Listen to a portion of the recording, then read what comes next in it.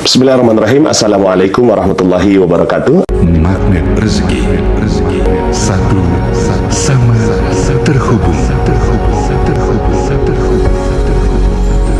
Mudah-mudahan Allah Subhanahu wa taala rahmati kita semua, dan sudah banyak yang hadir ya. Semoga teman-teman semuanya dirahmati oleh Allah Subhanahu wa taala. Alhamdulillah ya, sambil santai. Ya, kita santai aja ya, sambil ngopi-ngopi ya, sambil sarapan, sambil santai dalam majelis ilmu Magnet Rezeki ya, kita sambil santai. Enaknya dunia sekarang ini ya, kita bisa sambil mengaji ya, dalam keadaan yang kita bareng-bareng ya. Alhamdulillah, moga Allah memuliakan, bahagiakan semua dengan kesehatan yang baik. Amin ya. Iza Ahmad daripada Malaysia nampaknya nih ya. Muhammad Irman Syah, Assalamualaikum. Waalaikumsalam. Irman Nur Hakim dari Tasikmalaya hadir, alhamdulillah. Tuhar Tati ya, sambil siap-siap berangkat kerja ya. Mudah-mudahan pekerjaannya jadi pekerjaan yang bernilai ibadah di sisi Allah Subhanahu wa taala.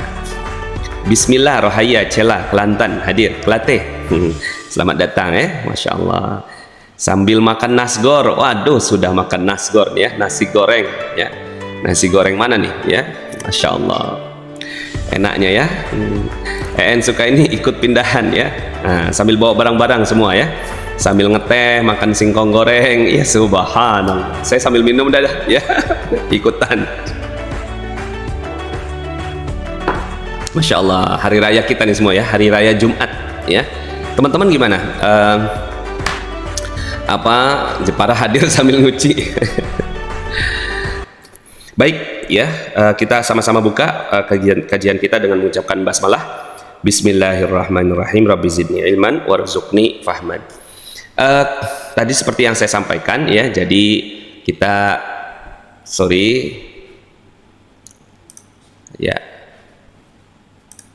surat 43 ayat 33 Allah Subhanahu wa taala sebutkan ya, a'udzubillahi minasyaitonirrajim. Ini akan kita bahas ya.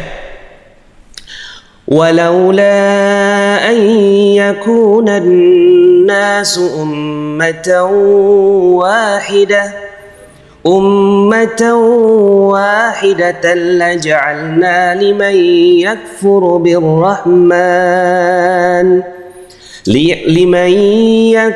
بالرحمن لبيوتهم سقفا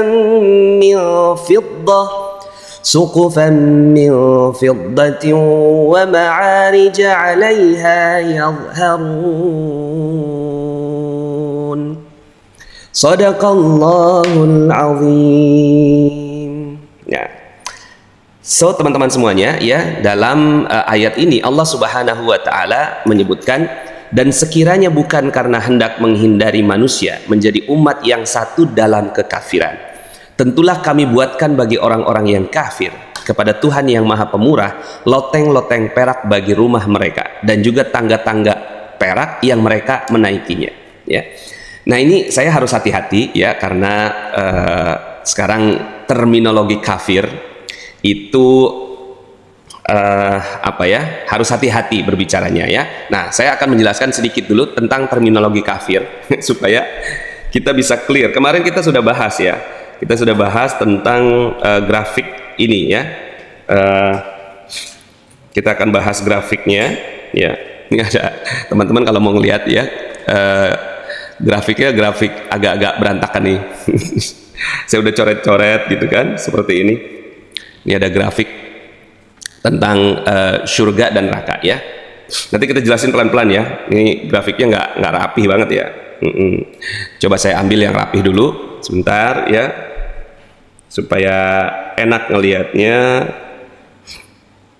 ya teman-teman semuanya ya. Kemarin kita bahas tentang ini kan ya, kita bahas tentang ini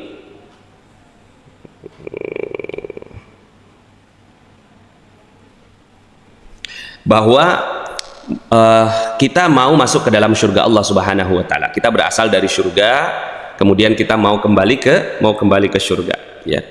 Mohon maaf saya nggak bisa coret-coret kayaknya.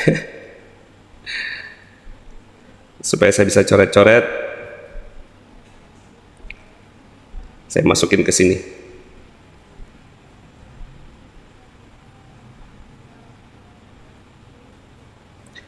Nah, jadi penting untuk memberikan terminologi kafir dulu, karena saya harus hati-hati ya bicara tentang kafir. Wah, Pak Nas nih mau mengkafir-kafirkan orang nih gitu kan. Ya, ini yuk kita bahas dulu ya tentang terminologinya dulu ya. Jadi terminologi kafir supaya jelas ya bahwa ternyata Allah Subhanahu wa taala menegaskan kekafiran itu sebenarnya bahasanya sangat santun ya. Jadi seperti ini ya. Kita kemarin sudah bahas ini bahwa awalnya kita adalah ahli surga. Awalnya kita penduduk surga. Cuma karena ada godaan dari syaitan ya, godaan dari syaitan nih ya. Satu aja dosa. Jadi awalnya Nabi Adam alaihissalam ya, Nabi Adam alaihissalam ini berada di surga. Kemudian ya syaitan laknatullah itu adanya di neraka. Tapi kemudian Allah izinkan sedikit godaan dari ya syaitan kepada Adam dan membuat Adam ya turun ke bumi. Nah, ini bumi ya, ini akhirat ya. Kemudian ini dunia. Kita masuk di bumi. Nah, awalnya itu ya. Awalnya tuh kita semua ada di atas nih. Ya. Semua awalnya ini seperti ini. Jadi yang merah ini adalah unsur neraka ini ya. Dan ini yang disebut sebagai dosa. Ya, dan ya akhirnya lama-kelamaan itu banyak yang keturunannya Nabi Adam alaihissalam ya, itu yang merahnya makin lama makin banyak ya, makin lama makin banyak itu merahnya. Nah, merahnya ini adalah unsur neraka. Nah, jadi teman-teman semuanya ya, kalau inilah manusia ya, saya nggak pandai menggambar manusia ya. Kemudian ya, ini unsurnya awalnya adalah unsur surga. Saya gambarkan dengan warna biru nih ya, warna biru. Kemudian ya sedikit gitu ya, ada noktah ya, ada noktah merah itu yang melingkupinya. Nah, ini adalah yang disebut sebagai kafir. Itu. Inilah yang melingkupinya yang namanya cover. Nah, cover ini akhirnya ya dia tercover dengan apa? Tercover dengan unsur neraka tadi. Sehingga akhirnya kebaikan-kebaikan Allah Subhanahu wa taala yang banyak itu, ini kebaikan Allah yang banyak ya. Allah Subhanahu wa taala mau kasih kebaikan. Ya, ini adalah rahmat, hidayah, rezeki, nikmat. Ya, intinya semua kebaikan-kebaikan Allah Subhanahu wa taala ini tercover dengan apa? Tercover dengan unsur neraka tadi. Ya, unsur neraka. Ada yang covernya banyak, ya. Ada yang covernya sedikit, ya. Covernya ada yang sampai tebal sekali, ya. Covernya sampai tebal banget gitu ya. Ya. Sampai ya menutupi semuanya, bahkan melingkupi dirinya gitu ya, bahkan sampai covernya ini ya sampai masuk ke dalam hatinya ya. Nah, ini tinggal sedikit gitu ya, seperti itu ya. Ini masih unsur-unsur surga nih gitu ya. Tapi ada juga yang memang dia cuma sedikit ya, unsur kekafirannya, unsur nerakanya ya, unsur neraka. Nah, kafir inilah yang disebut sebagai kafaro. Jadi cover buku ya. Jadi kalau ada buku ya kayak ini nih, misalnya ini kan earphone saya, maka ini penutupnya ya. Nah, penutupnya ini covernya gitu ya. Ini cover. Jadi sebenarnya bahasa cover itu ya bahasa yang halus dari Allah Subhanahu wa taala. Itu bukan bahasa ingin menghina atau bagaimana, ingin mengatakan kita lebih mulia, tidak juga gitu ya. Kita juga ada covernya. Ya, saya ada covernya nggak? Ada. Saya ada nggak unsur kekafirannya? Ada. Ya, itulah yang disebut sebagai dosa, gitu ya. Disebut sebagai dosa. Nah, misi kita adalah kita akan kembali ke surga. Kita kembali ke surga. Nah, surga ini tidak ada sedikit pun unsur kekafiran. Ini nggak ada. Ya, nggak mungkin ada unsur kekafiran. Ya, yang terjadi di surga. Maka ini misi kita di dunia adalah merapihkan si dosa-dosa ini. atau tercover dengan dosa. Jadi jelas ya. Jadi teman-teman yang non muslim misalnya, nggak usah juga merasa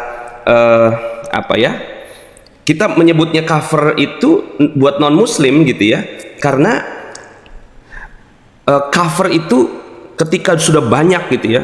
Nah, cover yang paling besar itu apa? Cover kesyirikan, cover syirik ya.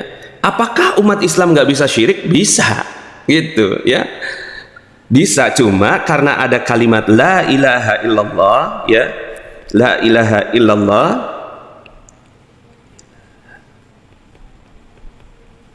maka kalimat la ilaha illallah ini ada di sini ya, ada di unsur yang biru yang akan mendesak gitu ya, supaya ya ketidakbaikan itu jadi sirna ya.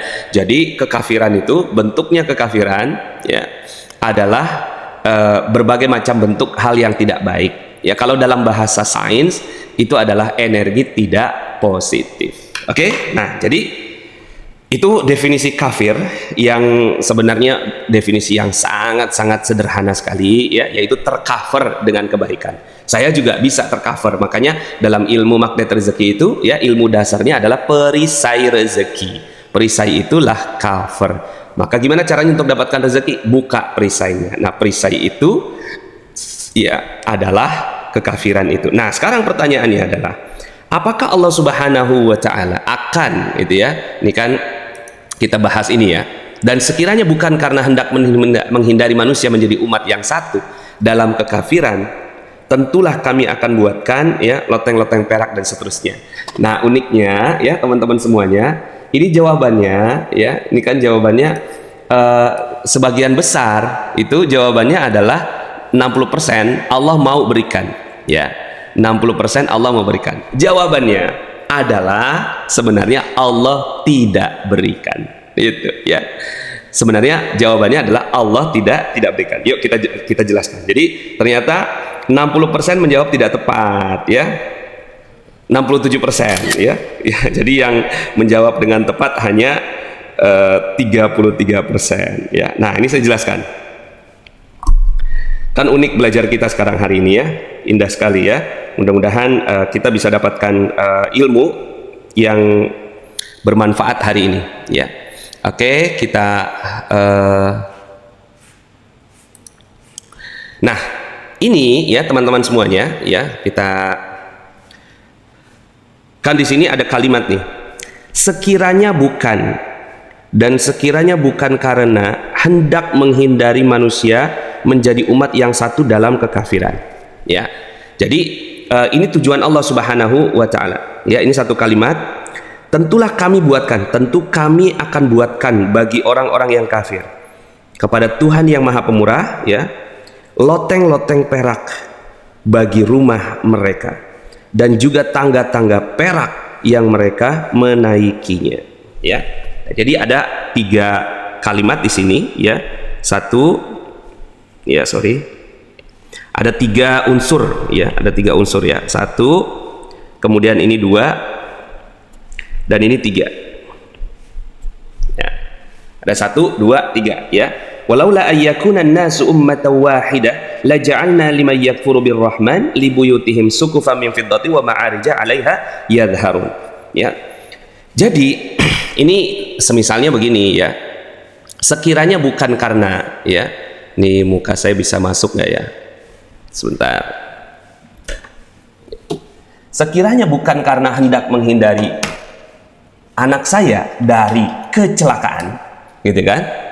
Jadi ini bisa kita artikannya sekiranya ya, bukan karena hendak menghindari manusia, ya, sekiranya hendak menghindari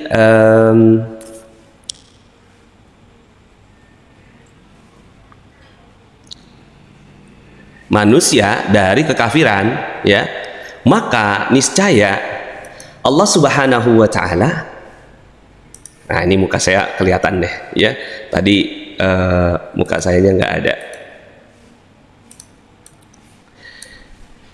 Seandainya bisa begini ya, seandainya saya sekiranya saya bukan karena saya hendak menghindari anak saya dari kecelakaan, tentu saya belikan kamu motor, begitu ya.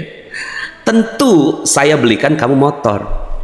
Kalaulah bukan karena hendak menghindari kamu dari kecelakaan, tentu Abi akan kasih motor buat kamu. Tapi karena Abi takut gitu ya, kamu kecelakaan, maka Abi nggak belikan kamu motor. Maka jawaban dari ya ini adalah Allah tidak berikan.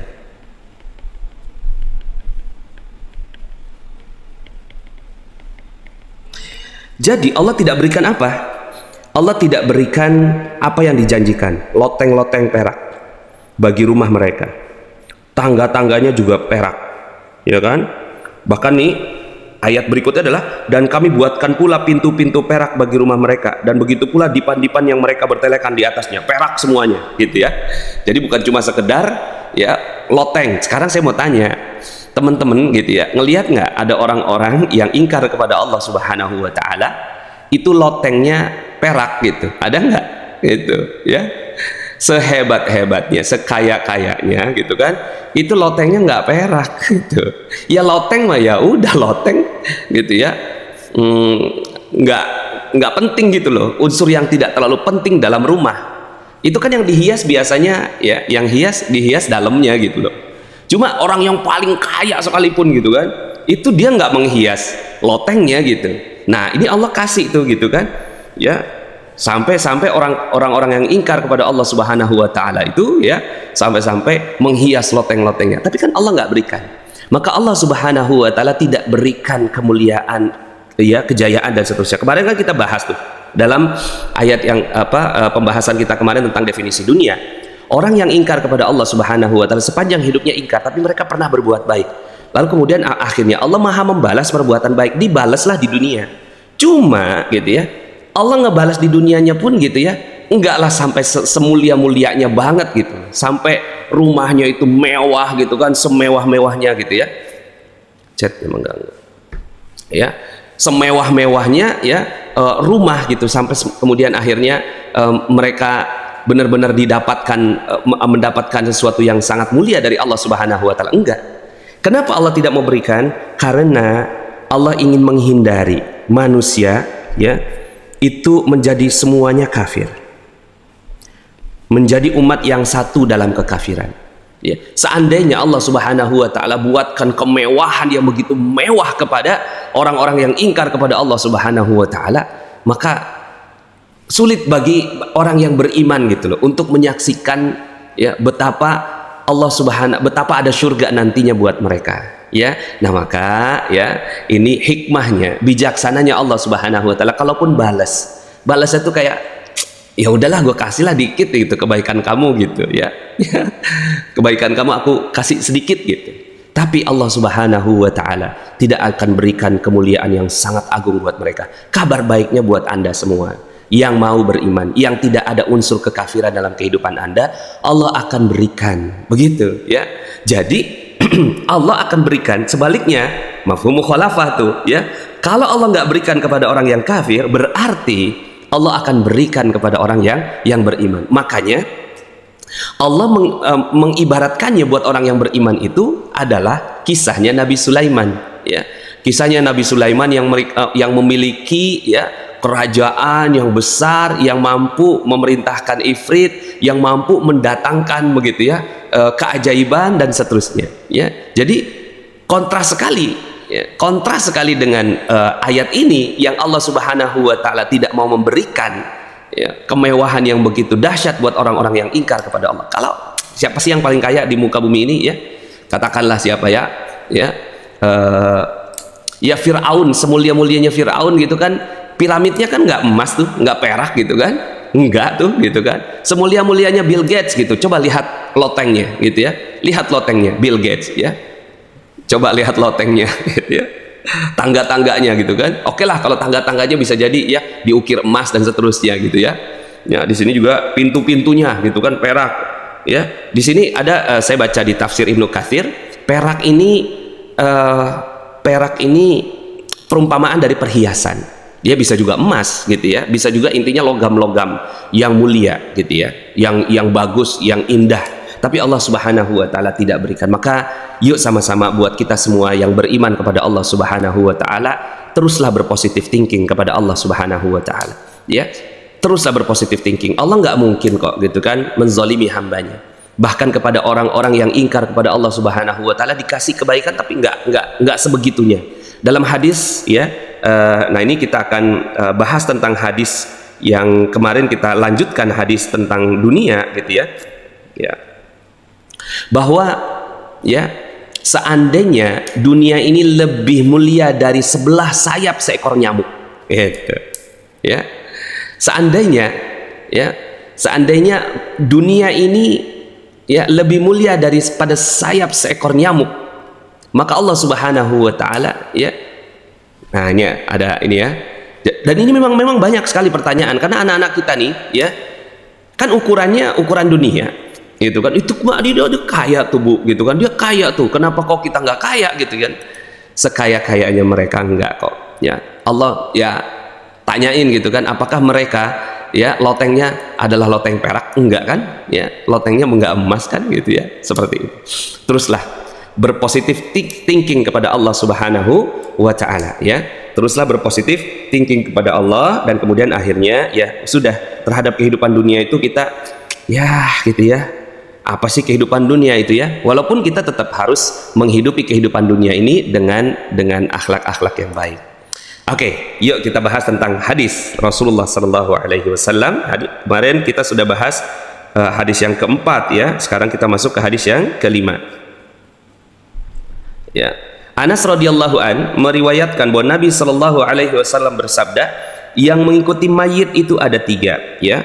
Yang mengikuti mayit itu ada tiga: satu keluarganya ya, dua hartanya, dan yang ketiga amalnya ya. Jadi yang akan mengikuti gitu ya, yang dua kembali dan yang satu itu tinggal ya. Wa yabqa amaluhu, amalnya lah yang tetap tinggal. Maka mari sama-sama kita ya membawa amal yang soleh, insya Allah ya. Mudah-mudahan hadis ini ya kita bacakan. Yatba'ul mayyit thalathatun, ahluhu wa maluhu wa amaluhu, fayarji' isnan wa yabqa wahid, yarji'u ahluhu wa maluhu wa yabqa amaluhu, muttafaqun alaih ya.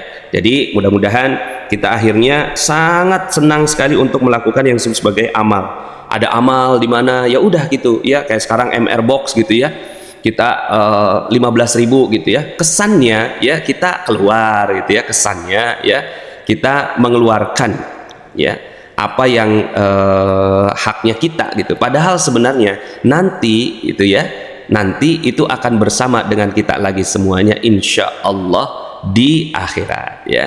Allah karim ya, insya Allah itu akan bersama dengan kita di akhirat ya. Kemudian ya dalam hadis yang keenam ya, ini hadisnya panjang, saya bacakan artinya.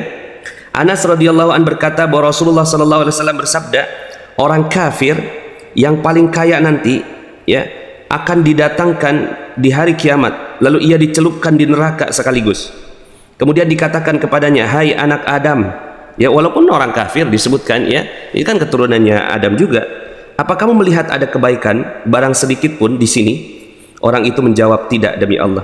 Setelah itu orang mukmin yang paling sengsara di dunia, orang mukmin yang paling sengsara di dunia, didatangkan pula di hari kiamat ya. Lalu dia dimasukkan ke dalam surga sekaligus. Setelah itu dikatakan kepadanya, hai anak Adam, apakah kamu lihat ada kesengsaraan barang sedikit pun? Ia menjawab, tidak demi Allah, aku tidak mengalami kesengsaraan barang sedikit pun, dan aku juga tidak melihat kesengsaraan sedikit pun. Nah, jadi ada satu keterangan dari satu buku yang saya baca tentang hadis ini ya, mengibaratkannya begini ya.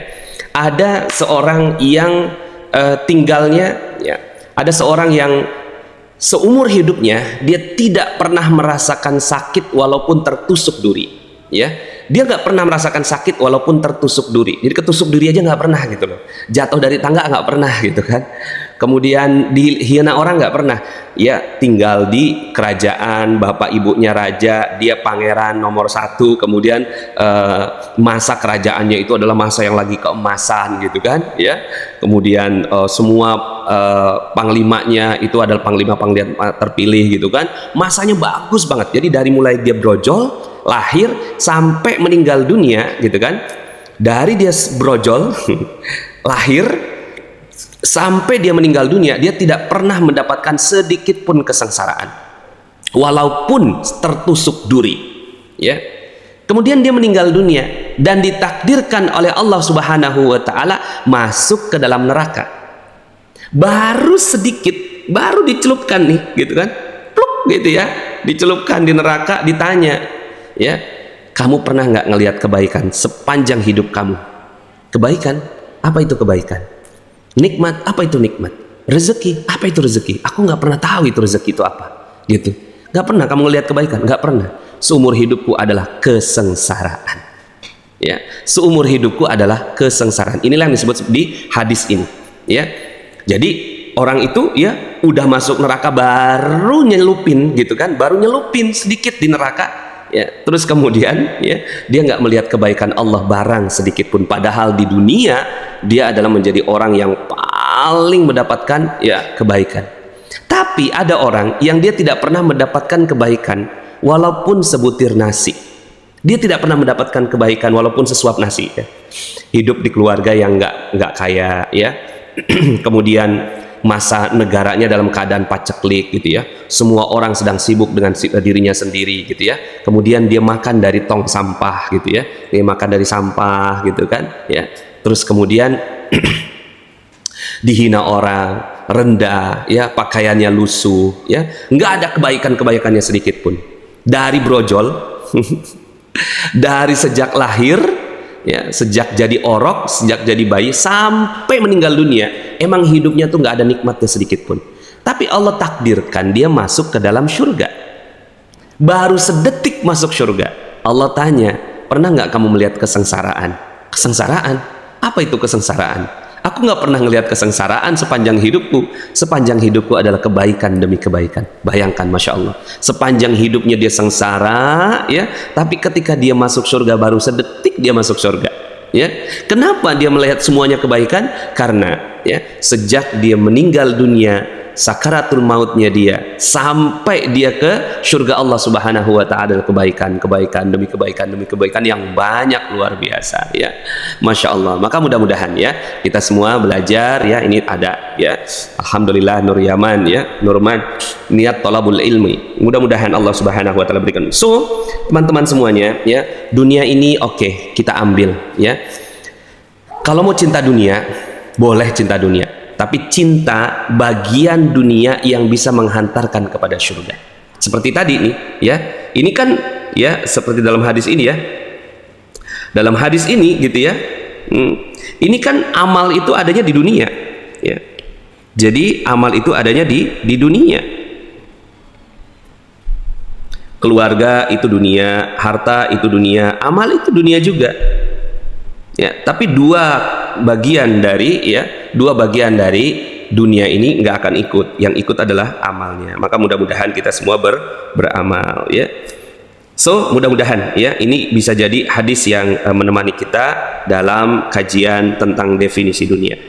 Hadis yang berikutnya dari Al-Mustawrid ya, bin Shaddad radhiyallahu anhu berkata bahwa Rasulullah sallallahu alaihi wasallam bersabda, tidaklah dunia ini dibandingkan dengan akhirat kecuali seperti jari yang dicelupkan salah seorang di antara kalian ke dalam air laut lalu ditarik kembali. Lihatlah betapa sedikit air yang menempel di jari itu. Ya Allah ya. Mad dunya fil akhirah illa mithlu ma yaj'alu ahadukum usbu'ah fil yam falyanzur bima yarji'. Ya. Nyelupin air ya ke nyelupin tangan ya. Ya. Kemudian dikeluarkan cuma netes tes gitu ya. Itulah bagi dunia dibandingkan dengan akhirat. Maka ya cuma gini, ini kan masya Allah ya, ini ada satu yang komentar bagus, cinta bagian dunia yang menghantarkan ke dalam surga. Betul. Kalau mau cinta dengan dunia, cintalah dengan yang bisa cintalah dengan bagian dunia yang bisa menghantarkan ke dalam surga. Cinta pada istri, boleh nggak? Boleh. Istri yang halal, istri yang baik. Kemudian kita berinfak, memberi nafkah kepada istri, ya. Cinta banget kasih nafkah sama istri, gitu ya. Kasihin jam tangan ke dia, gitu kan. Kasihin, ya. Saya mau ngomong emas gitu ya. Ya kasihin emas boleh, kasihin emas yang kecil gitu ya. Ini ada pertanyaan, zukhruf ini positif atau tidak? Ketika saya GT, saya kepingin bangun rumah sendiri di tanah saya, padahal saya belum ada dana yang besar. Kemudian saya GT dan dapat ayat ini, ya lanjut LOP untuk bangun rumah dengan zikirkan ayat ini atau tidak, ya. Oke, untuk jawab Pak SBY Anto, ya. Itu diteruskan, yang ini nggak positif ya. Jadi yang diteruskan yang mana ya? Yang diteruskan itu masih azab gitu ya. Seperti itu. Tapi ayat di atasnya ya, itu kaitannya dengan.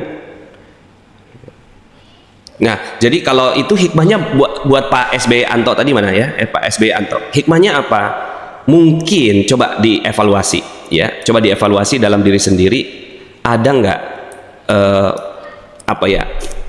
keinginan kita membangun rumah tuh jadi kayak hawa nafsu gitu loh ya. Ini jadi cermin ya, jadi cermin. Jangan-jangan gitu ya kita nih kurang bersyukur, jangan-jangan kita nih ya membanding-bandingkan diri kita dengan orang-orang yang ingkar kepada Allah Subhanahu wa taala. Jadi ini ayatnya bisa jadi ayat sebagai peringatan ya, peringatan dan ya kalau bisa, nah kalau dizikirkan yang positif ya, yang dizikirkannya yang positif. Nah tadi saya melihatnya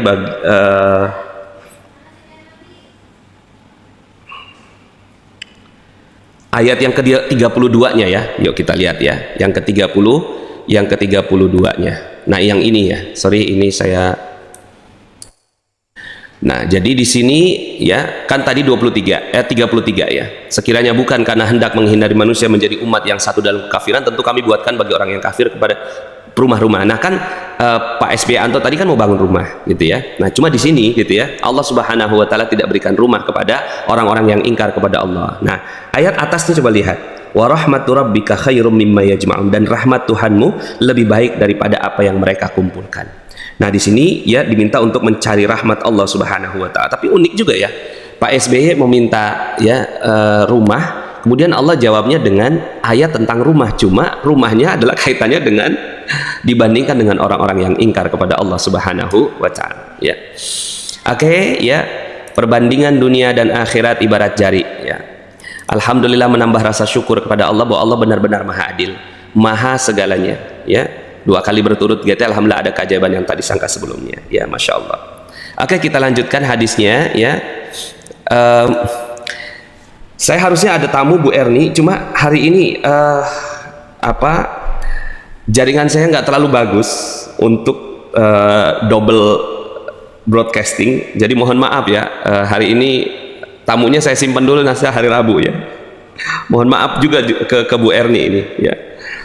Oke, berikutnya kita teruskan ya. Dari Jabir radhiyallahu an meriwayatkan bahwa Rasulullah sallallahu alaihi wasallam melewati sebuah pasar dan orang-orang yang berada di sekelilingnya. Kemudian beliau melewati bangkai seekor kambing yang kecil daun telinganya. Jadi ini kalau bicara tentang hadis tuh ya, udahlah bangkai ya, udahlah bangkai dikasih tahu lagi kecil daun telinganya gitu ya. Jadi bangkai yang nggak bagus lah gitu ya. Ya kambing yang kecil daun telinganya aja nggak bagus, ini gitu ya bangkai gitu.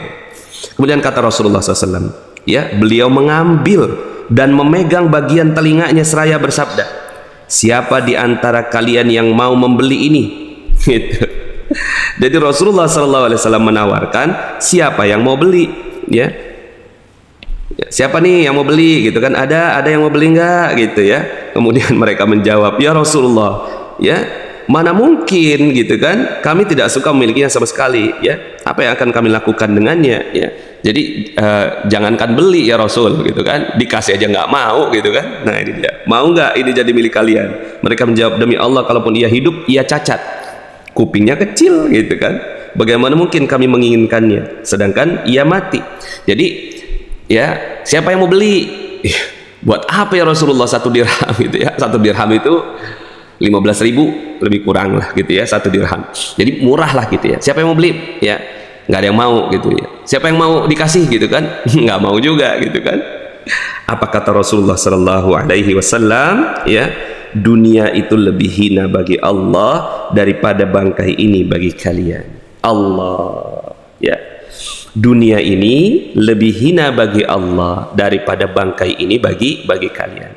Sekali lagi kita bicara dunia ya. Dunia itu ada 2 bagian. Dunia yang menghantarkan ke surga dan dunia yang tidak menghantarkan ya ke surga. Maka yang dimaksud dalam hadis ini adalah dunia yang ini. Jadi sekali lagi ya, kalau baca hadis-hadis seperti ini kita harus bacanya komprehensif gitu loh ya. Jadi jangan semua dunia gitu kan. Oke, saya tinggalkan dunia. Saya nggak mau tinggal di rumah yang bagus gitu kan. Ya kalau Allah udah kasih rumah yang bagus gitu. Cuma jangan gitu ya, jadikan rumah itu sebagai kuburan. Ya, seperti itu. Nah, apakah rumah yang bagus itu bisa menghantarkan ke surga? Bisa. Ya.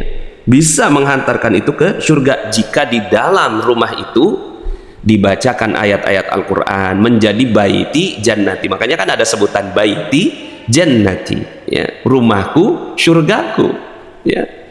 Kenapa disebut baiti jannati? Karena di dalamnya dibacakan Al-Quran, di dalamnya ada nasihat ya. YouTube-nya ini Masya Allah ya. YouTube kan ada 2 bagian, YouTube yang menghantar ke neraka, konten-konten yang menghantar ke neraka, dan yang menghantar ke surga. Maka yang hina bagi Allah Subhanahu wa Ta'ala itu yang mana ya? Jadi dunia yang hina itu adalah yang menghantarkan ke neraka atau yang tidak menghantarkan ke tidak menghantarkan ke surga. Ini ada pelajaran ya. Jika benda najis belum menjadi basah, tidaklah najis untuk dipegang. Dunia lebih hina di sisi Allah daripada bangkai kambing bagi manusia. Ulama berkata, para nabi, orang-orang pilihan, kitab suci, dan ibadah di dunia. Nah ini ya. Nah ini kan ada keterangannya nih ya. Bukan termasuk dunia yang dimaksud dan bukan termasuk yang hina itu. Ya. Jadi membaca konteks ini ya mesti clear gitu ya. Oh berarti gitu kan saya hinakan tuh semua dunia? Enggak juga. Yang dimaksud itu yang ini nih ya. Yang dimaksud adalah yang ini yang dimaksud ya. Kalau yang ini mah dunia yang menghantarkan ke surga mah gitu ya. Para nabi itu kan ya adanya di dunia, kita cintai ya.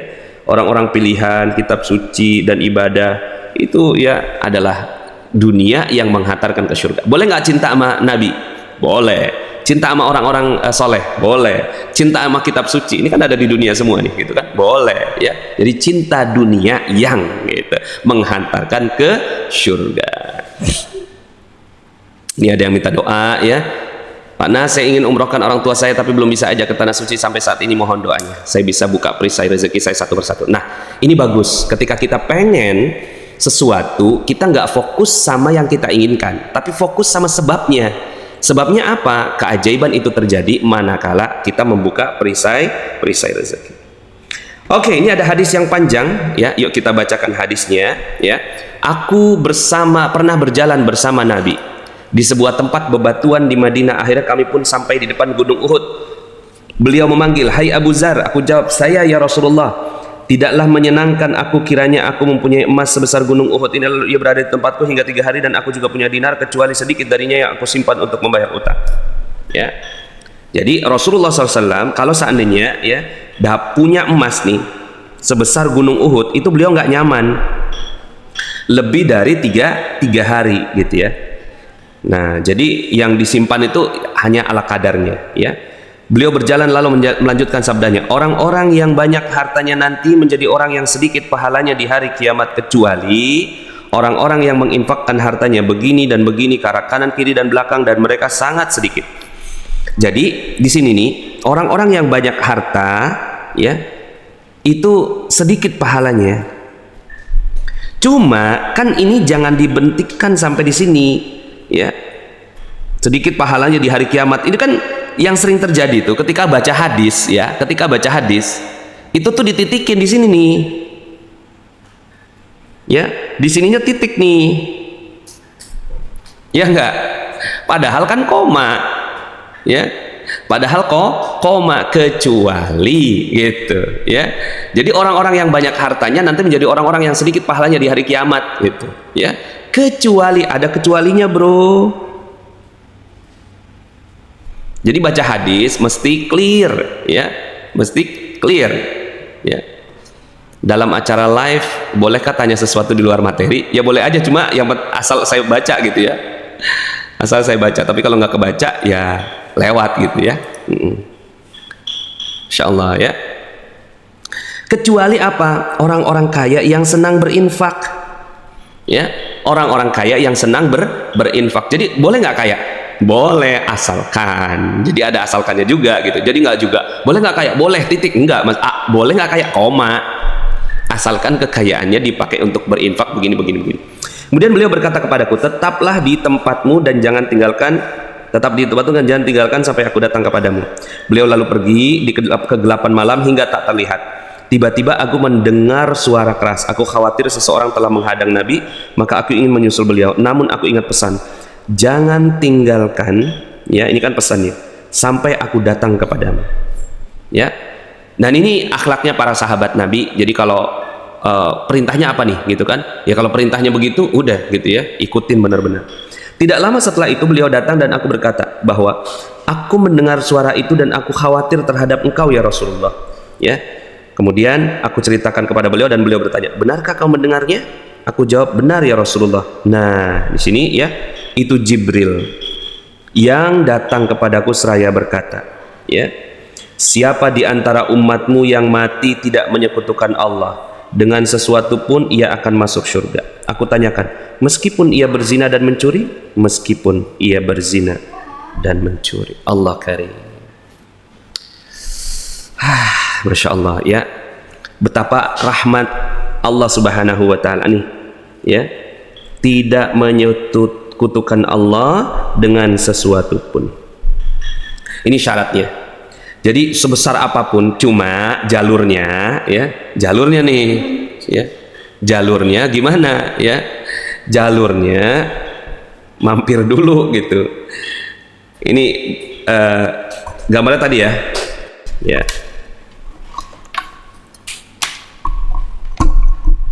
ya. Jadi mohon maaf ya, kecabut kabelnya. Oke, jadi jalurnya ini gitu ya. Sekarang pertanyaannya, ini kan udah pasti nih, bahkan meskipun ia berzina dan mencuri, meskipun ia berzina dan mencuri, itu pasti masuk surga. Allah karim ya, pasti masuk surga ya. Nah penjelasannya gimana? Tadi kan itu ya, penjelasannya seperti tadi ya. Ini surganya, surga biru ya, neraka merah gitu ya. Kemudian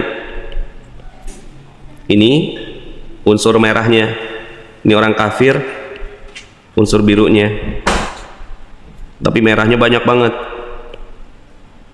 ya. Nah ini yang disebut sebagai syirik.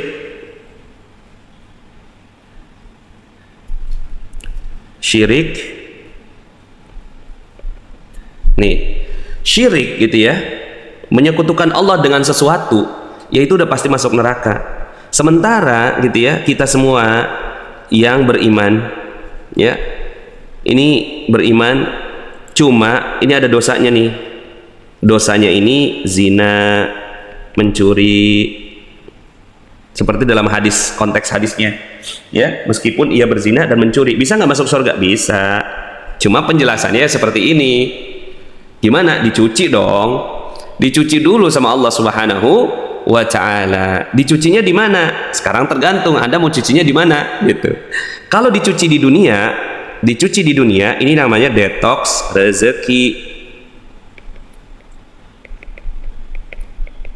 ya. Jadi detox rezeki. Nah kalau dicucinya gimana? Ya akhirnya hidupnya nggak benar ya kan, rezekinya nggak ada, dihina orang, dijatuhkan, utang nggak lunas, piutang nggak kebayar gitu. Itu dicuci, karena nggak mungkin surga itu nggak mungkin diisi dengan unsur kekafiran. Atau nih ya jalurnya begini, belok gitu loh ya, ke neraka dulu. Ini neraka nih, ini surga ya, ini surga. Jadi pasti masuk surga asalkan nggak syirik ya. So mudah-mudahan konsepnya jelas. Kenapa ada materi detox rezeki dalam ilmu magnet rezeki gitu ya, untuk menjelaskan tentang bagaimana kita ya membersihkan dosa-dosa ini, dosa zina, dosa mencuri, korupsi dan seterusnya. Ya udah terima aja kalau seandainya Allah kasih detox gitu ya, seperti itu. Oke, ini konten hadisnya banyak dalam satu hadis ya, tentang Rasulullah SAW itu nggak mau menahan harta itu ya, takut banget Rasulullah SAW menahan harta ya, jadi nggak mau gitu ya, jadi diinfakkan. Cuma jangan sampai juga akhirnya kita nggak punya tabungan, tetap harus ada tabungan ya. Dan nanti insya Allah ya teman-teman semuanya doakan, kita di Magnet Rezeki akan buat dinar Magnet Rezeki atau dinar Khairul Razikin. Stay tune ya, tunggu. Jadi nanti uang kita bagi 3. Satu yang kita simpan berupa dinar gitu. Jadi kalau ada uang ya selisih, tabungin dinar untuk nanti ada keperluan apa, misalnya anak sekolah, pergi umroh, pergi haji ya, kemudian beli kendaraan gitu ya, itu pakai dinar gitu, nabungnya itu pakai dinar ya, pakai dinar. Kemudian ada uang yang memang kita pakai buat ya cadangan gitu di bank ya, katakanlah misalnya begini ya, yang hari-hari lah pengeluaran kita berapa, misalnya pengeluaran kita nih ada 15 juta misalnya, atau 5 juta misalnya pengeluaran gitu ya, pengeluaran 5 juta. Terus kemudian gitu ya, yang bisa disisihkan berapa setiap bulan, ya lebih kurangnya 1,5 juta gitu. Ya udah 1,5 juta itu jadiin dinar, 1,5 juta itu jadiin dinar ya. 1 dinar itu 4,25 gram emas ya. Nah tergantung nanti emasnya, kalau yang dulu emas dinar itu 91,7% atau 22 karat ya. Kenapa begitu? Karena dulu teknologi untuk memurnikan emas yang paling maksimal adalah yang seperti itu, 22 karat. Nah kalau sekarang ini kalau dikasihin 22 karat itu ngejualnya nggak gampang, tapi kalau 24 karat di mana-mana laku. Maka mudah-mudahan insya Allah teman-teman doain, cuma 24 karat kan harganya lebih mahal. Doain kita mau bikin dinar yang Khairul Razikin, dinar Khairul Razikin ini dinar 24 karat gitu ya, yang nanti teman-teman nih ya simpen gitu ya, ada uang 1,5 juta kumpulin gitu, itu bisa dapetin 1/4 dinar gitu, nggak apa-apa, beli aja sekeping 1/4 dinar ya, 1/4 dinar kumpulin tiap bulan, nabungnya tuh nabung dinar gitu. Nanti suatu saat kita akan selamat daripada uang kita ada di bank gitu. Uang kita ada di bank, 1 turun karena inflasi, 2 mengandung unsur ribawi, walaupun sedikit banyak ya tetap aja ya mengandung ribawi. Oke, Pak Ustadz mau tanya, kalau pernah menyekutukan Allah terus bertaubat, apakah masih bisa masuk surga? Bisa ya. Maka caranya ya, jalurnya adalah jalur detox rezeki. Bertaubat, minta ampun kepada Allah, salat taubat gitu ya, beristighfar terus menerus gitu ya, buang raja gitu ya, buang semua gitu kan hal-hal yang jadi pegangan selama ini, benar-benar bertaubat dan siap-siap dapat detox rezeki. Pertanyaannya, mau di detox di dunia atau detox di akhirat gitu. Cuma kan Allah Maha sayang sama hambanya gitu ya. Kapan start nabung dinarnya, gimana syaratnya kalau ikut ya? Ya ini sih kita sediain dinarnya gitu, fisik gitu ya, jadi bukan tabungan. Jadi hati-hati teman-teman kalau seandainya ada yang menjanjikan, oh ini kita nabung emas gitu, tapi nggak terima emasnya, itu nggak boleh itu ya, harus diterima emasnya gitu. Bahkan yang sahih itu sebenarnya tuh kita beli emasnya secara apa bahasanya ya, secara langsung gitu, tunai gitu, ada uang ada barang, itu yang benar gitu loh, yang benar tuh yang seperti itu. Cuma akhirnya untuk memudahkan gitu kan, karena emas juga di Indonesia bukan jadi mata uang, MUI mengeluarkan fatwa ya, bahwa fatwanya diperbolehkan pakai akad salam ya. Akad salam itu akad perjanjian dulu bahwa emasnya akan diterima sekian waktu gitu ya. Kalau uang diganti emas ya emas itu bagus ya, dan banyak berkahnya gitu, apalagi dinar gitu. Jadi kalau kita niatnya udah niat dinar, berarti kan kita punya Ada unsur syiar, ada unsur sunnah gitu kan, ada unsur kebaikan di sana ya. Aplikasi jual beli emas, sekali lagi ya, pokoknya yang namanya emas gitu ya, itu harus ada fisiknya. Kalau nggak ada fisiknya tinggalkan ya. Kalau nggak ada fisiknya tinggalkan. Mau sebagus apapun, sehebat apapun, nggak ada fisiknya nih, tinggalkan gitu ya. Ya, tukar uang dengan dinar ya. Tapi tidak semua ya, tidak semua uang kita tuh dipindahkan ke dinar, enggak ya. Teman-teman kalau mau beli emas atau beli dinar itu harus mikirnya jangka panjang. Dinar itu bukan untuk kepentingan jangka pendek, misalnya dibeli sekarang besok dijual ya, itu rugi gitu ya. Jangan begitu ya. Tapi beli emas untuk dipakai minimal banget 2 tahun itu emas. Jadi kalau seandainya uang ini ya, ini saya mau beliin emas apa enggak gitu ya, pertanyaannya itu uang dipakai nggak dalam waktu 2 tahun ke depan. Kalau dipakai jangan dibelikan gitu. Tapi pengalaman saya kalau ketika kita bismillah deh beliin emas gitu kan, beliin emas, nanti kalau suatu saat emas ini akan dipakai, ternyata nggak kepake-pake tuh gitu kan, nggak kepake-kepake, itu berkahnya emas tuh, berkahnya emas dan dinar ya, berkah banget. Itu malah tabungan kita nggak kepake yang bentuknya dinar atau emas itu ya, terus malah makin ada gitu. Nah cuma tinggal sekarang setelah itu gitu ya, pertanyaannya adalah ya, kalau saya kan anak 6 ya kan, anak 6 ya, istri 1 ya, jadi saya harus berstrategi dong dalam bidang keuangan. Jadi kalau dalam hadis ini kan Rasulullah SAW ya, nanti ada hadis yang lainnya yang nanti kita akan seimbang gitu ya. Di sini kan Rasulullah kesannya ya, jangan megang ini, jangan megang harta gitu, kesannya ya, jangan pegang harta. Terus kemudian di mana unsur manajemen keuangan ya, di mana unsur financial literasi ya, ada unsur itu di dalam Islam. Di hadis yang lainnya, suatu ketika ada seorang sahabat yang datang kepada Rasulullah SAW mengatakan, ya Rasulullah, aku mau sedekahkan ini semua. Apa kata Rasulullah? Jangan begitu ya, jangan sampai kamu meninggalkan generasi yang lemah setelah kamu. Jadi ada konteksnya. Jadi konteks tertentu dalam hadis itu yang mesti kita pahami gitu. Jadi nggak semua hadis bisa ditempatkan dalam semua tempat gitu, semua keadaan. Makanya ini hadis juga mesti disyarah gitu loh, dijelasin gitu ya, ada keterangannya gitu ya. Kemudian kayak tadi kan ya, menghinanya dunia, akhirnya kita hinakan dunia, enggak lah gitu kan. Nabi aja kan hidup di dunia, Nabi bentuknya dunia ya. Nah ini ada keterangan ya, kita bahas keterangannya. Tawadhu Nabi SAW pada para sahabatnya, beliau juga tidak menganggap dirinya lebih tinggi dari mereka. Masya Allah ya. Kalau Nabi aja nggak kayak gini gitu ya, maka mestinya kita pun begitu. Diperbolehkan menyimpan harta untuk persiapan membayar hutang, sebab membayar hutang lebih diprioritaskan daripada bersedekah. Ini ada satu quote, membayar hutang lebih diprioritaskan daripada bersedekah. Walaupun ya dibagi-bagi, ini manajemen ya, kaitannya dengan lebih diprioritaskan bukan berarti sama sekali tidak bersedekah ya. Lebih diprioritaskan bisa jadi ya, uangnya 70% buat bayar utang, 30% buat sedekah gitu ya. Jadi jangan juga gitu ya, pokoknya saya kan masih banyak utang ya, udah utangnya kita yang bikin sendiri gitu kan ya, rumah KPR, motor ngeredit, mobil ngeredit, habis kreditan beres ngeredit lagi yang lain gitu, terus kemudian setelah itu nggak bersedekah gitu ya, karena kan saya masih banyak utang Pak Nas ya kan, saya utamakan ngebayar utang dulu ya, itu mah utang yang dibuat-buat gitu kan. Simpanan dinar, emas mesti bayar zakat cukup haulnya ya, haulnya itu berapa ya, 85 gram emas ya, seingat saya 85 gram emas, haul 1 tahun kekumpul, itu bayarin zakatnya ya. Ya nggak apa-apa, emang begitu. Yang jelas gini, kita kan sekarang ini nggak megang aset kita loh gitu ya, kita nggak megang aset gitu. Uang kita kita kasih bank nih ya, uang kita punya uang 1 juta tapi ada di bank. Sekarang pertanyaan saya, itu uang siapa?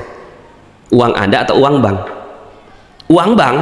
Anda nggak punya duit 1 juta nih gitu ya, Anda punya uang, jangan 1 juta, 10 juta Anda simpen di bank. Saya mau simpen di bank supaya aman gitu ya. Ini yang harusnya ekonomi ini benar-benar kita rapihkan gitu ya teman-teman semuanya. Ketika Anda masukin uang 10 juta ke bank X misalnya gitu ya, sekarang pertanyaannya, apakah uang itu masih menjadi milik Anda? Kata kita masih, karena ada ya catatannya gitu. Cuma kalau bank X nya kita ganti dengan bank abal-abal gitu, apakah Anda merasa yakin bahwa uang itu masih milik Anda? Udah enggak kan? Gitu ya. Jadi sebenarnya yang Anda pegang itu bukan uang, tapi yang Anda pegang itu trust. Yang Anda pegang itu kepercayaan, dan kepercayaan itu nggak ada nilainya. Dia bukan nggak ada nilai, nggak ada fisiknya. Maka kalau Anda mau nabung, Anda harus nabung yang ada fisiknya. Yang ada fisiknya itulah gitu ya, sebenar-benarnya tabungan Anda gitu. Kalau bicara tentang manajemen keuangan ya. Jadi ya kalau Anda pegang kertas juga sebenarnya kan nggak ada fisiknya. Anda pegang uang kertas nih, kan nggak ada fisiknya gitu ya. Uang kertas ya yang 50 tahun yang lalu Anda pegang gitu kan nggak bernilai sekarang. Maka ini benar-benar deh, kita harus rapihin gitu ya strategi keuangan umat Islam supaya asetnya nggak hilang. Sekarang aset umat Islam hilang. Kenapa? Karena masukin ke bank, ya udah asetnya hilang. Harusnya dia berupa fisik gitu loh ya, berupa fisik. Oke ya. Jadi iya benar uang bank gitu kan ya itu uang bank. Akhirnya kita nggak punya uang. Umat Islam ini nggak punya uang, so kita kembalikan ya. Umat Islam harus punya uangnya dia lagi, dia harus pegang uangnya. Dan jangan percaya kalau ada jual beli emas tapi nggak terima emasnya, nggak ya, terus uangnya milik siapa? Ya milik kamu dong gitu, si penyedia aplikasi. Oke? Bagaimana kalau kita simpan di bank syariah ya? Apakah masih ada unsur ribawinya? Jangan simpan di sebuah lembaga yang Anda nggak pegang duitnya gitu ya. Terus gimana dong? Nanti ekonomi nggak bergerak. Terserah ekonomi nggak bergerak, gitu kan? Yang penting umat Islam tuh asetnya kuat. Sekarang ini kan asetnya umat Islam nggak kuat, gitu. Anda harus pegang itu harta, ya. Anda harus pegang harta itu, simpan di tempat yang baik, beli berangkas, gitu ya. Ya, beli berangkas yang aman, ya. Dan itu untuk persediaan keluarga Anda. Anda harus memiliki aset berupa emas, properti, gitu ya. Ya kalau sekarang properti nanti dulu deh gitu kan, siapin emas ya, karena Rasulullah SAW bersabda di akhir zaman itu ada satu masa di mana tidak ada yang ya berharga kecuali emas dan perak ya. Maka yuk bismillah, insya Allah. Kalau mau transfer gimana ya? Makanya yang diwujudkan menjadi tabungan itu adalah yang jangka panjang. Kita bagi-bagi gitu. Katakan yang tadi tuh 5 juta kan keseharian kita masih bisa kita tabung 1,5 juta. 1,5 juta beliin 1/4 dinar, tabung gitu kan. Udah itu aja tiap bulan 1,5 dinar, tiap bulan 1/4 dinar, 1/4 dinar gitu. Nah itu yang menjadi harta Anda yang Anda pegang.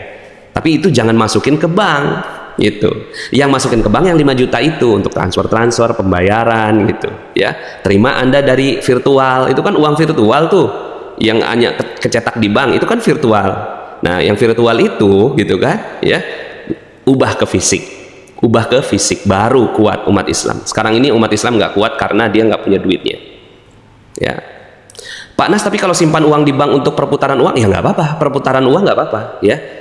Cuma ya Anda harus mikir gitu kan, yang perputaran uang itu yang 1 tahun lah berputar gitu. Kalau udah lebih dari 1 tahun gitu, Anda pikir kayaknya nih uang ini gitu kan nggak bakal saya pakai ini lebih dari 1 tahun, jadiin emas gitu ya, langsung jadiin emas. Bagaimana pula Bitcoin adalah aduh, Bitcoin ini penipuan lah ya, penipuan. Tidak ada ya, udah clear, tutup mata pada cryptocurrency, itu bohong semua ya.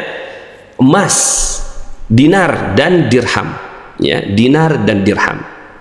Walaupun nanti ya di saat nanti di akhirat tidak ada yang bermanfaat ya, illa man atallaha biqalbin salim. Cuma kan ini kaitannya dengan bagaimana kita menyelamatkan aset umat ya. Nah doakan ya, mana rezeki akan masuk ke pendidikan ini ya, insya Allah.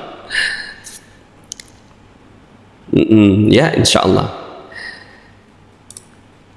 Pak Nas, kalau beli emas di Pegadaian tapi bayarnya nyicil nggak boleh. Nggak boleh ya. Kalau emang nggak punya, simpen dulu, simpen gitu ya, ala kadarnya beliin gitu, yang emas yang kecil-kecil gitu kan ya. Ada kan sekarang emas mini atau apa gitu kan ya, seperti itu. Bagaimana dengan di jaring yang akan launching? Dengan di jaring saya nggak paham ya, yang akan launching. Pak Nas, saya mau nabung emas di Pegadaian, bolehkah teman saya dapat emasnya sih, nabung sesuai harga emasnya? Pokoknya intinya saya nggak ngerti Pegadaian atau apa produknya, saya nggak ngerti. Cuma sederhana gitu, umat Islam tuh nggak usah yang gimana gitu. Saya punya uang, ya udah saya beli emas fisiknya nih, terima emasnya, simpen, masukin berangkas yang aman, udah gitu aja ya, simpan untuk keperluan Anda, sederhana ya. Tidak ada cicilan, tidak ada apa ya. Kalau memang nggak bisa ya nggak usah maksain. Kalau nggak bisa umroh jangan umroh, tahajud aja gitu ya, sama kok gitu ya. Jadi pokoknya intinya ya, beli dinar di mana? Nantikan, stay tune. Mudah-mudahan bulan depan sudah siap. Stay tune. Mudah-mudahan ya bulan depan kita launching. Oh, dinaring. Saya nggak ngerti dinaring yang mau launching segala macam. Intinya pokoknya kalau dia nggak punya fisiknya, jangan percaya. Anda harus pegang fisiknya. Ya, setiap umat harus bermandirinya itu bukan bersama-sama bareng-bareng sama orang-orang gitu loh. Bahkan jangan nama saya juga gitu loh. Ya, saya mau dong gitu kan nabung emas bersama Pak Nas gitu kan. Pokoknya yang penting saya punya emas 1 kilo, tapi emasnya dipegang Pak Nas, itu juga nggak boleh gitu, nggak boleh. Harus Anda yang pegang. Anda harus berjaya, Anda harus berkuasa untuk itu ya, harus pegang fisiknya. Ya. No cicilan, no, nggak ada cicilan. Mau beli barang apa gitu kan? Nggak ada, cash, ya. Mau beli mobil cash, beli motor cash, laptop cash gitu. Ya kenapa kita cicilan? Karena kita semua udah bergantung pada yang nggak nyata itu loh, nggak real gitu. Uang itu kan nggak real, kertas itu kan nggak real gitu ya. Ya, insya Allah mudah-mudahan ya. Nantikan. Emas batangan atau untuk hiasan ya, hiasan boleh ya dipegang, cuma kan hiasan itu turun ya. Kalau mau dijual ya turun lebih kurang 15-20%, bahkan ada yang turun gitu kan. Ya harga emasnya sekian gitu kan, tapi karena jadi emas gitu, jadi perhiasan itu kan ada fashionnya, ada waktunya, ini udah kadaluarsa. Tapi kalau emas batangan itu kan ya sampai kapanpun ya emas gitu loh ya. Insya Allah ya, ekonomi Islam harus kuat, dimulai dari mindset yang betul, pemahaman yang betul tentang dunia ya, seperti itu. Gimana konsep yang bukan di Indonesia? Ya insya Allah mudah-mudahan kita mudah-mudahan bisa buka cabang ya. Ya nanti teman-teman akan rasakan loh gitu ya. Ternyata setelah no cicilan pakai dinar gitu, no cicilan pakai dinar, hidup ala kadarnya, punyanya 2, punyanya 5 ditunjukinnya 2 ke orang lain gitu, itu nanti berkah bener gitu kan. Setelah itu masya Allah aset umat Islam itu akan terkumpul gitu ya, insya Allah ya. Nah kalau seandainya sekarang masih ngutang-ngutang gimana Pak Nas? Ya selesaikan, tapi jangan nambah lagi utangnya ya, jangan nambah amanahnya ya. Kalau ada kredit gimana? Selesaikan, jangan tambah kreditnya. Oke, terima kasih. Mudah-mudahan saya selesaikan sedikit lagi lah ya. Ini cukup panjang ini juga ya. Jadi anjuran bagi pemilik harta agar ya berinfak di jalan Allah. Seorang mukmin yang mati dalam keadaan beriman, namun ia pernah melakukan dosa besar, asal tidak menyekutukan Allah, tidak ada penghalang untuk memasuki surga. Kendati pun ia harus melewati neraka dahulu gitu ya. Nah, cuma kan gini, Anda bisa melewati neraka dulu atau habisi di dunia. Detoxnya benar-benar di dunia. Detoxnya dunia. Ada nggak detox dunia? Ada ya, seperti orang yang berzina. Di zaman Rasulullah SAW ya, berzina udah menikah gitu, ya udah detoxnya apa? Dirajam sampai mati gitu. Setelah itu dia akan masuk surga tanpa hisab. Bahkan dalam sebuah hadis disebutkan gitu ya, ampunan yang Allah Subhanahu wa Ta'ala berikan kepada orang yang berzina dan dirajam sampai mati itu bisa mengampuni seluruh penduduk Madinah di zaman itu ya. Jadi memang sangat mulia sekali ya. Maka kalau seandainya Anda dapatkan detox dari Allah, terima aja. Detox ini dari Allah Subhanahu wa Ta'ala, terima. Insya Allah dengan menerimanya kita itu, Allah Subhanahu wa Ta'ala akan itu harus bergetar ya. Malaikat Allah Subhanahu wa Ta'ala turun untuk membantu Anda ya. Allah SWT. Pak Nas, mas perhiasan sudah bertahun-tahun, bagaimana menghitung untuk mengeluarkan zakatnya ya? 85 gram kumpulin. Udah nyampe belum 85 gram gitu kan? 85 gram. Kalau lebih dari 85 gram gitu kan, haulnya itu 1 tahun gitu ya. 1 tahun dikeluarkan zakatnya 2,5% ya. Oke, orang musyrik tidak akan masuk surga, ia kekal abadi di neraka sebagaimana firman Allah Subhanahu wa Ta'ala ya. Sebagaimana firman Allah Subhanahu wa Ta'ala ya, jadi ia kekal abadi. Jadi kalau seandainya nanti ada pemikiran liberal ya yang mengatakan bahwa nggak mungkin Allah dengan rasa kasih sayangnya, nggak ada ya. Allah udah katakan sesungguhnya Allah tidak mengampuni jika dia disekutukan dan mengampuni dosa selain itu bagi siapa yang dikehendakinya ya. Jadi Allah nggak akan pernah mau ya disekutukan, ya. Jadi jangan menyekutukan Allah. Jadi bagi yang belum muslim segera muslim, ya. Bagi yang belum muslim segera muslim, karena hati-hati, ya. Terus kemudian gimana Pak Nas gitu ya? Ya mau gimana, ya, itu hukumnya. Anda awalnya dari surga, ya. Awal dari surga, kita mau kembali ke surga, pasti Allah tuntun jalannya, ya. Terus bagaimana? Ya, kalau seandainya masih memilih keyakinan bahwa agamanya yang benar, teruslah belajar, ya. Saya tidak mengatakan siapa yang benar, siapa yang salah, tapi teruslah belajar, ya. Insya Allah Allah Subhanahu Wa Taala akan memberikan. Saya juga nggak mengatakan saya benar, saya banyak salahnya, ya. Teruslah belajar sampai Allah Subhanahu Wa Taala berikan hidayah kepada kita semua. Baik, terima kasih teman-teman semuanya. Masya Allah, alhamdulillah. Mudah-mudahan kita belajar sesuatu yang bermanfaat di channel ini, ya.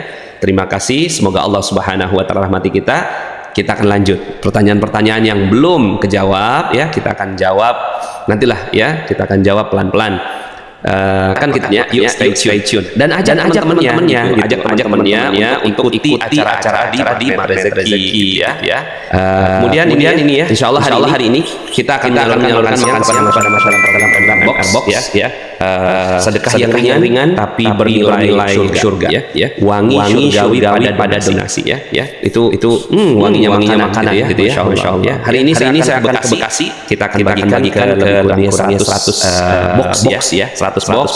Memang sih yang masuk, terima kasih banyak, ya. Sudah masuk. Nanti kita tinggal atur manajemen tuh kan. Ini kita mungkin serempat hari ini di antara titik-titik, ya. Mungkin 5 titik hari ini, gitu ya. Nah, jadi kita akan kelola uangnya, gitu ya. Semuanya jadi makan. Semuanya akan jadi makan. Pasti ada boxnya, makan semuanya aur ada boxnya. Kemudian apa namanya? Akan ada relawan-relawan, ya, teman-teman semuanya mudah-mudahan bisa saling mendoakan, ya. Doakan yang siap menjadi relawan bagikan masaknya dan yang jadi donaturnya ya kirim aja rekening ini kita akan laporkan di website kita insyaallah. Terima kasih, ya. Sama-sama kita baca alhamdulillahirabbil alamin surat al-asri bismillahirrahmanirrahim wal asr. Ya.